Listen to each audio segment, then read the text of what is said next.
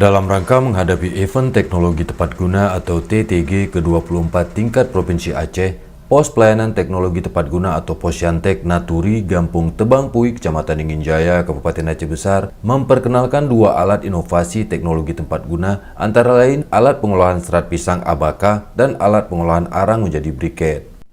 Ketua Posyantek Naturi Faisal mempresentasikan kedua alat yang telah melewati proses modifikasi dan inovasi tersebut sehingga mempermudah dan mampu menghasilkan produk serat pisang Abaka untuk keperluan industri kecil seperti aksesoris maupun untuk bahan baku perusahaan teh di Gampung Tebang Pui pada Jumat 14 April 2023. Selanjutnya Faisal mengatakan dirinya masih membutuhkan masukan dan kritikan agar alat tersebut terus dapat disempurnakan dan lebih baik, lebih mudah, lebih cepat dan lebih berkualitas untuk menghasilkan produk yang diinginkan. Di lokasi yang sama, Camat Ingin Jaya Al-Mubarak Akbar mengaku bangga dengan keberadaan alat produksi briket untuk produksi arang dan mesin produksi serat pisang di wilayah Kecamatan Ingin Jaya, sehingga produktivitasnya nanti dapat dimanfaatkan demi meningkatkan perekonomian masyarakat.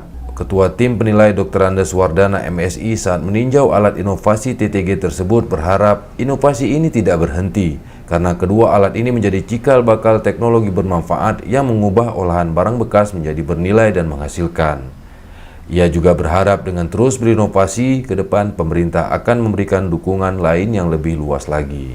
Produk dari mesin buat briket di Gampung Tebang Pui oleh Posyantek Naturi ini Gampung Tebang Pui, Kecamatan Ingin Jaya, Aceh Besar.